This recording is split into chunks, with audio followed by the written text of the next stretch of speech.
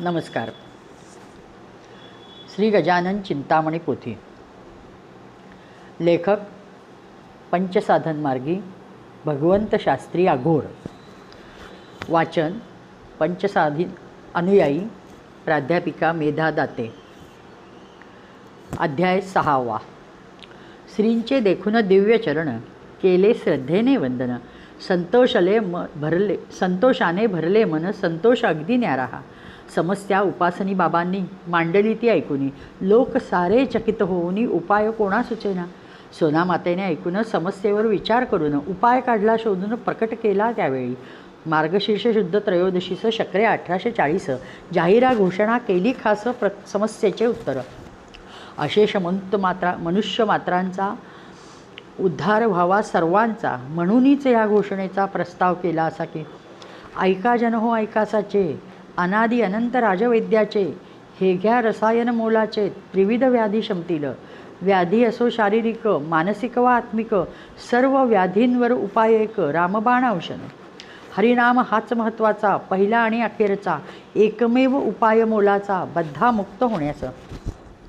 हरीचे नावच औषध खरे, कलियुगात नसेच दुसरे, याच मार्गे मानवतरे, याविण अन्य गतीना. हरे राम राम राम हरे हरे, हरे कृष्ण कृष्ण कृष्ण हरे हरे. हाच तो महान मंत्र, तरुण जाण्यास तंत्र, बद्ध होण्यास तंत्र, अखंड जप हा करावा. त्याच दिवशी सुरू झाला नामघोष तो साकोरीला.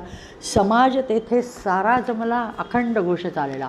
कली कल्मश नाशनी, षोडशी विद्या प्रकटवणी, षोडश नाव मंत्रोच्चारणी, दिव्य देणगी दिली.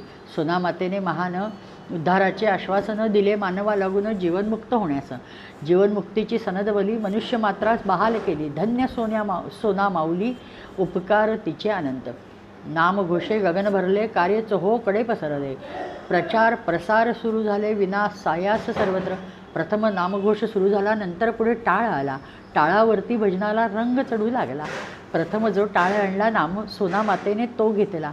भाग्यवान हा टाळ धरला जगन्मातेने. एवढेच नव्हे, या टाळाला प्रत्यक्ष दिव्य स्पर्श झाला. साक्षात परमेश्वराचा त्याला केवढे नशीब टाळाचे. मंडळी नामघोषात रंगली. पुढे सप्ताह पद्धती सुरू झाली. मंगल सर्वा प्रचिती आली, सर्व मंगला प्रेरक. नामघोष हरे राम चालू ठेविला कायम, अखंड चालू असे नाम, हाच निश्चय सर्वांचा. उपासनी बाबांनी वदली कृती समस्या जी मांडली, कृतीच्या उत्तराने सोडविली समस्या ती बाबांची. सोनामातांच्या कौशल्याने अनिश्चय लोकांचा पाहुणी बाहेर आले पिंजऱ्यातून उपासनी बाबा ते. 1924 साली सोनामातेची बिघडली प्रकृती पहा ढासळली, क्षीण होऊ लागल्या. भाऊसाहेबास हे कळले, गजाननास घेऊन निघाले. दोघे साकुरीस आले, वृत्त कळता क्षणीचं.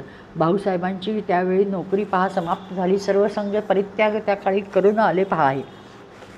पहा की कायम रहावे साकोरीला, ऐसा त्यांनी विचार केला. दान करून सर्वस्वाला साकोरीसा आले ते. अंतर्ज्ञानाने पहा सगळे सोनामातेस त्या कळले. संपणार आयुष्य आपले अजून 4 दिवसांनी. त्यांनी आपल्या मुलास एकुलत्या एक पुत्रास हाक मारली. गजाननास डोळे भरून पाहिले. गजाननाच्या अंगावरून हात त्यांनी फिरवून आशीर्वाद तोंड भरून दिला त्याला मातेने. ध्रुवासारखा तुरे बाळा, होशील पहा या भूतला. अमोघ आशीर्वाद दिला, सत्यच झाला पुढे तो. पुढे काढले उद्गार, आजपासून दिवस 4, नको येऊ माझ्यासमोर, जवळ कोणी नको मला.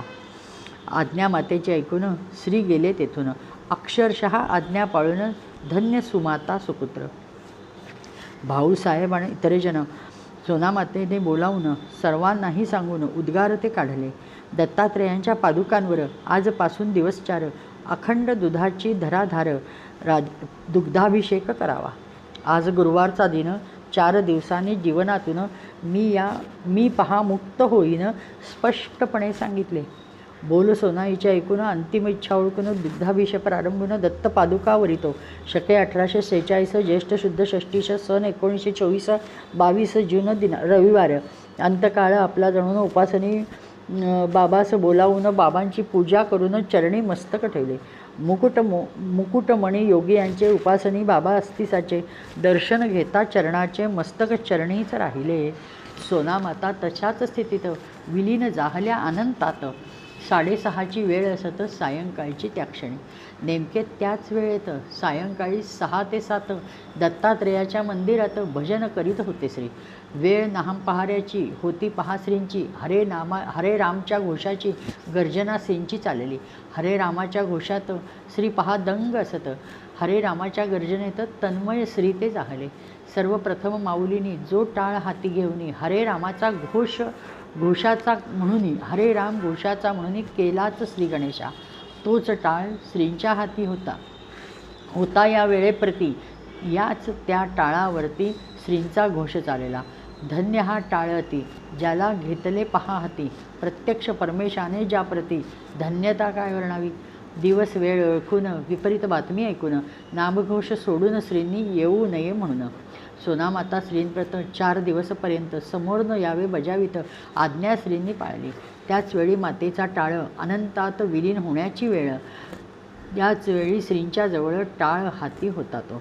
नाम पहारा संपवून श्री मग बाहेर पडून एका पारशी मुलीने पाहून श्रींना विचारले, कसा आहेस तू इकडे? तुझी आई मेली तिकडे. चांगले झाले एवढे श्री तिला म्हणाले. तसेच श्री घरी गेले. लोक तेथे होते जमले. कुणी न काही सांगितले श्रींना पहा त्यावेळे. मंडळी खूप जमलेली मने अत्यंत दुःखित झाली. पहावा काय यावेळे मातोश्रींचा चेहरा. श्रींनी ऐसे विचारले. लोक अवघे घरी वरले. श्रींना सांगण्यात आले, आज नको पहा उद्या. दुसऱ्या दिवशी सकाळी 10:30च्या वेळी त्यावेळी 16 तासांच्या दीर्घकाळी माता दिसे सतेज. प्राण जाऊन 16 तास जरी झाले होते त्यास कांती वाढली देहास तेजपुंज दिसत असे. आंग्ल विद्या विभूषित 2 वैद्यराज तेथे असत. साशंक ते मनी होतं पाहून सोनामातेचं. मृत्यूचे एकही लक्षण दिसत नव्हते त्यांना जाणं. त्यांनी आग्रह धरून सोनामातेस तपासले. चेहरा तेजपुंज दिसत. सांधे सारे सैल असत. 97.5 येत उष्णता मानयंत्रात. वैद्यराज चकित झाले. त्यांनी हात टेकले. अघटित हे पहा घडले आश्चर्यकारक असे हे. वैद्यकीय दृष्टीने अतर्क घटना म्हणून ऐसा अभिप्राय व्यक्त करून वैद्य झाले चकित. माता शिवरूप बनली. अवतार समाप्ती ती झाली. भूतमात्रांची माय माऊली अंतर्धान झाली हो. अंत्यदर्शन घेण्यास असंख्य लोक जमले खास. उपासनी बाबांनी मातोश्रीचं नेले समाधी स्थानास. बाबा सद्गदित होऊन सोने सोने सोने म्हणून त्रिवार ऐसे उच्चारून अधिकार तिचा वर्णिला. सोनी साक्षात भवानी पाही. लोखंडी असेल तिलाही सोने करील लवलाही. महिमा तिचा असा हा.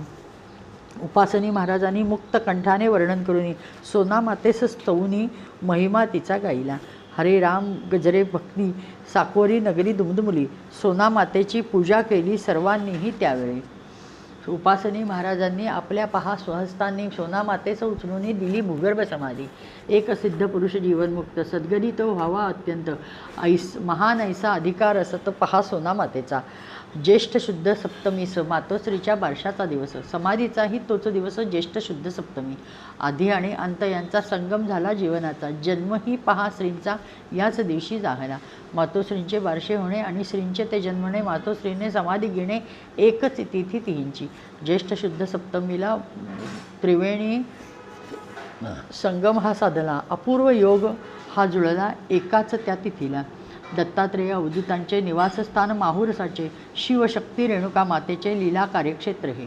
तेथे रेणुका सती गेली. दत्तात्रेयांनी त्यावेळी स्वतः तिची अंत्येष्टी केली माहूर मातापूरहून.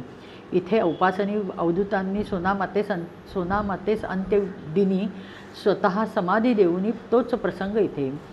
असे रेणुका मातेचा दिवस सती गेल्याचा चैत्र शुद्ध पौर्णिमेचा यात्रा भरते याचा दिनी. शिवावतार जमदग्नींचा चैत्र शुद्ध पौर्णिमेचा अंत्येष्टी दिन हा त्यांचा असे पहा प्रसिद्ध. चैत्र शुद्ध पौर्णिमा पाही शिवावतार शिवानंदांचीही अंत्येष्टी झाली यामही. अपूर्व केवढा योग हा. शिव जमदग्नी रूपात ज्या दिनी कार्य संपवत त्यांनीच शिवानंद रूपात संपवलेले कार्य त्याच दिनी. योगींद्र शिवानंद असत. प्रत्यक्ष जमदग्नी होतं याचा पहा लाभत आणखी एक पुरावा. शक्तिपीठ झाले साकोरी.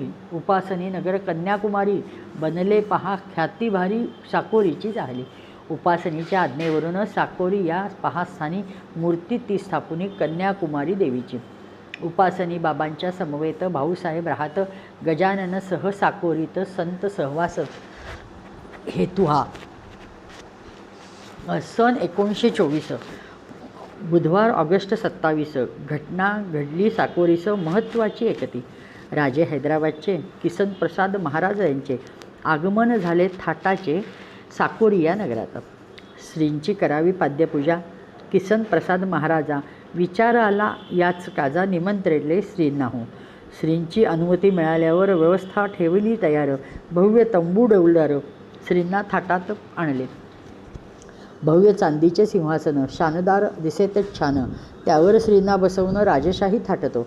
छत्र चामरे श्रींवर, एकीकडे भालदार दुसरीकडे चौकदार, उभे भोवती सरदार. राजे साहेबांचा लवाजमा सारा तेथे झाला जमा. व्यवस्थेच्या या कामा सज्ज अगदी सारेही. वाजंत्री ताफा रंगला, संगीत गायना प्रारंभ झाला. श्रींच्या नामगजराला सुरुवात झाली एकच. अशा राजेशाही थाटात भव्य राजवैभवात सकल राजोपचारात सुरुवात झाली पूजेस. किसन प्रसाद महाराजांनी भाग्यनगरच्या राजांनी श्रींची पाद्यपूजा करून भाग्यशाली थाटात. श्रींचे घेतले दर्शन.